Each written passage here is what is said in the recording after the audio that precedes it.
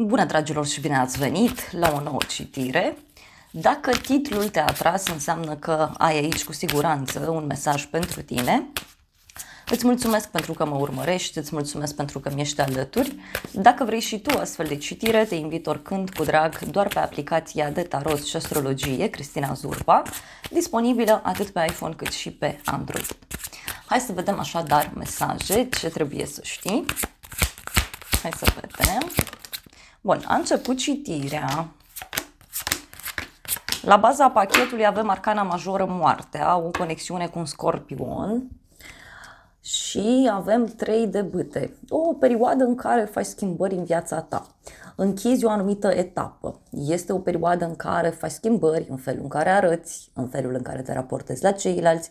Este de asemenea și o perioadă, zic eu, în care ești pregătit să închizi foarte multe lucruri în viața ta. Da? Mai văd că după o perioadă de blocaj e posibil să fii deschis aici, să abordezi lucrurile diferite, ca și cum până acum ai stat într-un blocaj și ai văzut o altă față a realității și acum te-a pus și pui în practică. Da? Dar e clar aici un moment de transformare profundă. În plan personal avem asul de cupe, foarte frumos, deci este o cupă a iubirii, a fericirii, o veste bună pe care o primești, e un moment în care trăiești emoții noi, poate să însemne și că ai multă creativitate și poate să fie un moment în care dai startul unui proiect de suflet. Mai poate să fie și o persoană nouă care ți intră în viață sau mai poate să fie și un mod nou prin care tu abordezi lucrurile. Apoi avem pajul de bâte, ești foarte entuziasmat aici, da? Ești foarte curios, văd, în viitorul apropiat, poate să fie și o activitate nouă pe care vrei să o faci, pentru unii simt aici că veți dori să vă distrați, să vă simțiți bine, e ca și cum iese la suprafață din voi acel adolescent interior. Dar în cele mai multe cazuri eu așa simt să vă transmit că e aici clar un moment în care veți dori să vă distrați, să vă simțiți bine. Pentru unii vedeți că aveți foarte mari șanse să cunoașteți pe cineva. Da? Poate să apară cineva nou în viața voastră. Pentru că eu aici, repet, simt foarte multă energie de schimbare, dar în bine. Hai să vedem totuși ce e cu asul de cupe. Ce e cu vestea asta bună? Ei, judecata, da? Deci poate să fie și un moment în care emoțiile preiau controlul asupra ta, poate să fie de asemenea și o veste bună pe care ai primit-o sau pe care urmează să o primești și care, uite, poate avea legătură cu un prieten sau cu un grup mai mic de oameni. Regina de spade, cu conexiune aici cu o zodie de aer, Gemeni, Balanță, Vărsător. Ce mai văd aici în plan personal cu Regina de spade, poate să însemne și faptul că cineva din jurul tău ți-a deschis ochii. Da? Pentru că, uite, aici eu văd că ai avut tot felul de iluzii sau ți-ai făcut tot felul de gânduri. Mai văd și o legătură cu zodii de aer, Gemeni, Balanță, Vărsător. Dacă ești femeie, poate chiar tu ai devenit mai fermă, mai sigură pe tine, mai ales pe ceea ce îți dorești. Da, uite, o activitate nouă într-un grup de oameni din care faci parte. Poate să însemne și o veste mare pe care o primești și care are legătură cu ideea de familie, de casă. Avem nebunul. O activitate nouă în familie, în cercul de prieteni, dar aici eu văd clar un moment în care dai dovadă de foarte mult curaj. Nebunul poate să însemne și o eliberare foarte puternică pentru tine. Dar ideea aceasta de o persoană nouă e foarte puternic aspectată. Turnul, ok. Deci cineva care aici rupe granițele, rupe limitele. Poate să fie și un eveniment neprevăzut care are loc. O întâlnire neprevăzută. O veste bună care apare pe neașteptate. Uite, deci avem totuși un as de monede. Pentru unii eu simt aici, repet, că poate să apară cineva nou. Fie un prieten nou pe care vi-l faceți, fie un nou membru în familie, fie chiar o nouă poveste de iubire. În continuare avem Regina de bâte, o legătură pentru unii și cu zodii de foc, leu, berbec, săgetător. Văd o persoană aici foarte energică, glumeață, este o persoană care ridică moralul, este o persoană care are o importanță foarte mare, e cineva care, știu eu, te ajută foarte mult în tot felul de lucruri. Mai poate să fie și o perioadă în care te concentrezi mult pe pasiunile tale, e o perioadă în care vrei să fii independentă, da, uite, dacă ești femeie, e acel moment în care te simți pur și simplu invincibilă. Apoi, următoarea carte, 4 de cupe. Da? Totuși văd aici o persoană obosită, plictisită. Poate pentru unii e un moment în care e nevoie să vă odihniți mai mult. Da? Pentru că totuși regina de bâte e plină cu energie, dar are nevoie și de pauză și de odihnă. Poate să fie și o propunere care e refuzată, poate să fie și o veste care vine aici. Hai să vedem regina de bâte. Ei, uite, avem 2 de cupe, cavalerul de bâte, o întâlnire cu cineva drag, poate să fie și un proiect pe care cineva ți-l propune, poate să fie vorba și despre o întâlnire de suflet, dar pentru unii poate să însemne și că apară dragostea la muncă, poate să fie și asta. O persoană curajoasă, energică, o persoană sigură pe ea.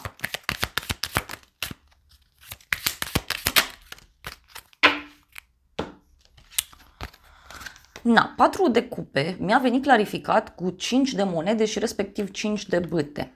Deci, pentru unii, atenție, poate să fie vorba aici de faptul că, pe de o parte, simți nevoia de odihnă, pe de altă parte și corpul tău e posibil să spună asta. Da? Deci, pentru unii poate să fie și ceva legat de sănătate sau poate să fie și ceva legat chiar de o problemă financiară cuiva sau pur și simplu o senzație așa de singurătate, de abandon, de a lăsa lucrurile. Uite, 7 de monede. Stai și aștepți, da?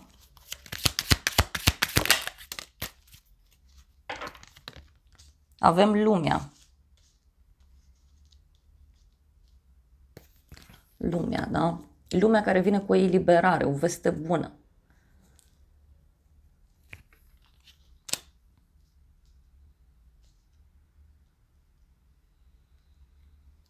Dar și cu un moment în care e posibil să zici, uite, las totul în spate și vreau să mă bucur, vreau să mă simt bine. Pentru unii simt aici și faptul că e posibil să fiți refractari, da? Adică să nu fiți deschiși la această transformare, la această schimbare.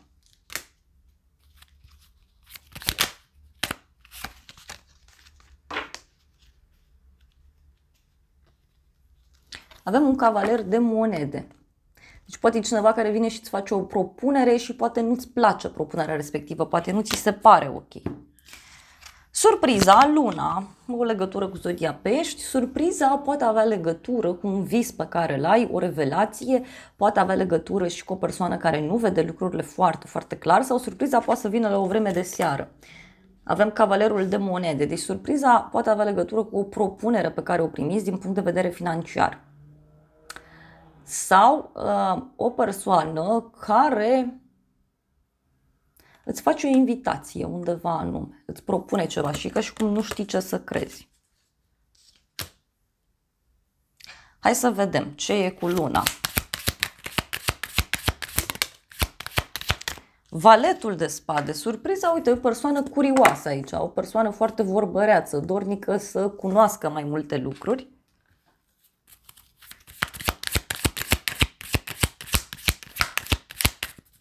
Mai vreau o carte. Eremitul, o legătură cu zodia fecioară. Poate să fie aici, de surpriză, să aibă legătură cu o persoană ciudată care își dorește să știe mai multe lucruri despre tine. Sau poate tu îți dorești să afli mai multe lucruri în legătură cu o situație și mergi și descoperi, da, ce ai de descoperit. Și acele informații te surprind.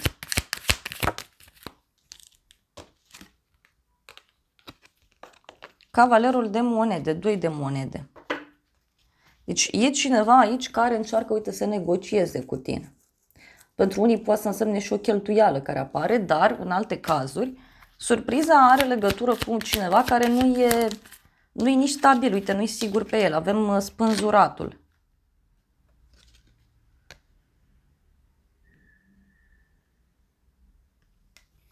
o legătură cu zodia Pești. Poate să fie și o revelație aici care apare și care ține de un blocaj care a fost mult timp.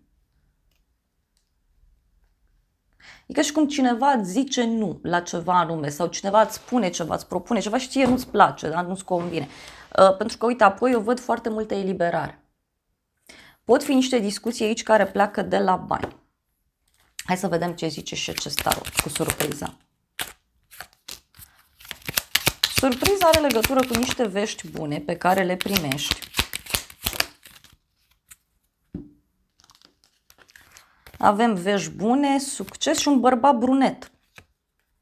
Și căsătorie. Surpriza aici, uite, are legătură, nu știu, cu o invitație la o nuntă. Sau surpriza are legătură chiar cu o persoană nouă care apare în viața ta și care îți propune ceva.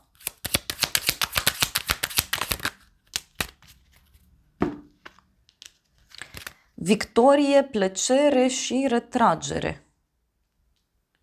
Poate surpriza are legătură cu o petrecere, o întâlnire la o vreme de seară și un cadou.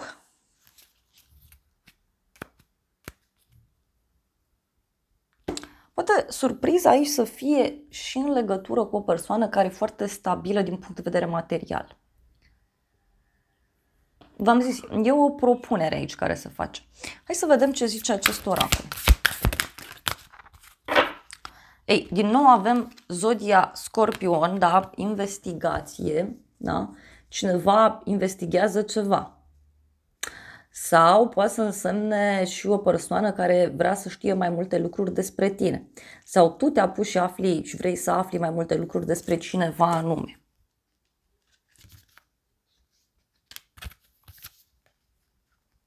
Avem retrogradare și putere. Eu cred că sunt niște lucruri din trecut de care tu afli. Și cu siguranță acel moment e ca un punct cheie, da? Deci după ce afli lucrurile astea. Să vedem, da, deci e ceva ce îți creează disconfort. Hai să mai vedem o carte. Ce anume afli? Ce anume afli? Uranus, planeta Uranus, schimbare. Afli un adevăr. Uranus e planeta adevărului, deci afli un adevăr. Poate să fie și ceva legat de zona tehnologiei. Da? Cineva care a acționat din impuls într-o relație. Mai exact, ce vei afla? Ceva aici se află. Despre o schimbare.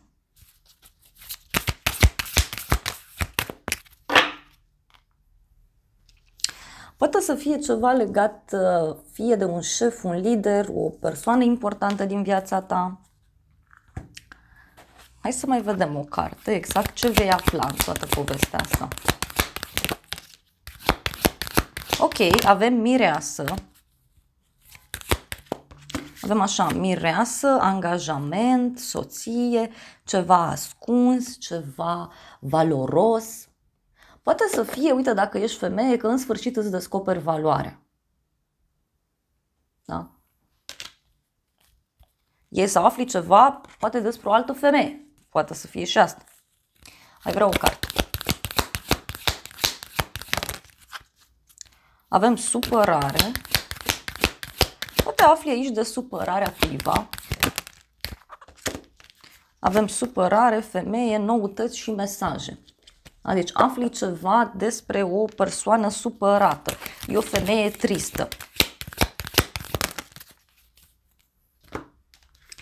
Și avem încetinire.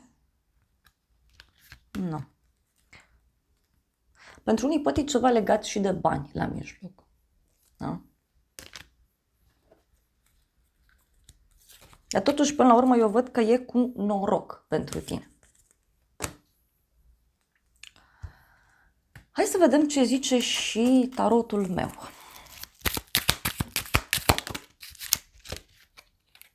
Din nou mi se repetă acest mesaj. O veste despre un final definitiv. Boală. Da? Poate să fie și un moment în care faci o schimbare în viața ta. Da? Și un moment în care zici gata, punct, până aici. Sau Poate să fie și că afli de cineva din jurul tău că închide o anumită etapă. Se termină o problemă de sănătate, o depresie, o problemă mare și uite ce mi-apare aici, un cadou cu drum lung și o persoană nouă. Poate să fie, da, uite că ai ocazia să cunoști pe cineva nou și atunci de aici să fie toată situația. O casă străină și noutăți plăcute și lucrul ăsta, uite, se poate întâmpla undeva într-o casă mare, într-o adunare mai mare de oameni. Și avem bani mulți, invitație. Pentru unii simt să vă transmit că e ca și cum sunteți într-o perioadă în care vreți schimbări în viața voastră, doar că încă nu v-ați detașat de ceva din trecut. Acel ceva poate să reprezinte o persoană, un obicei, da? Un loc de muncă, da? E ceva ce trebuia lăsat în urmă. Și acum surpriza e că pe neașteptate apare altceva. Altă persoană. Uite, din nou, drum lung și cadou.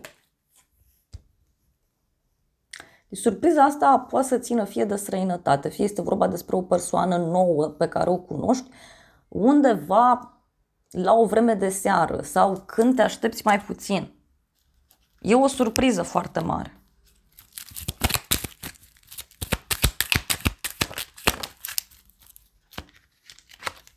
Dar ce văd e o veste, o scrisoare, bani puțin și supărare, veste rea. Poate cineva care are o problemă vine, îți spune sau afli despre niște probleme ale cuiva. Bun, hai să vedem acum ce spune și oracolul ăsta.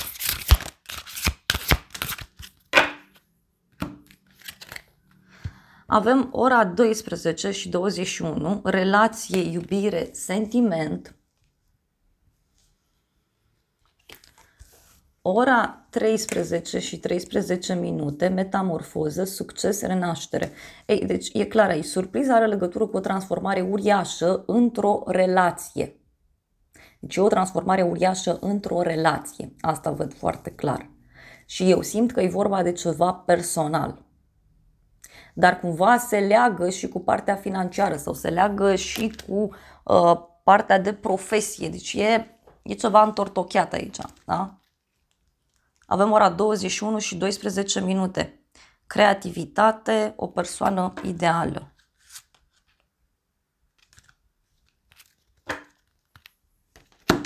Să mai iau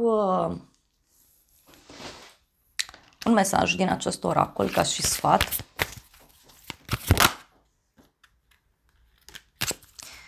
Sfatul este așa, înțelegere, cuplurile fericite se înțeleg unul pe celălalt. Da? Deci în cadrul unui cuplu fericit e nevoie și de înțelegere reciprocă.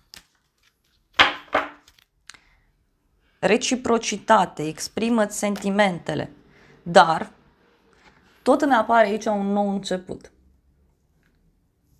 Da? Poate să fie cineva nou care apare. Eu așa simt pentru cei mai mulți dintre voi. Și avem așa, câteodată este bine să renunți, iar apoi avem abundență, fii deschis să accepti abundența iubirii. Deci, poate surpriza aici, repet, să aibă legătură cu faptul că renunți la ceva în favoarea unei noutăți. Deci, eu așa simt.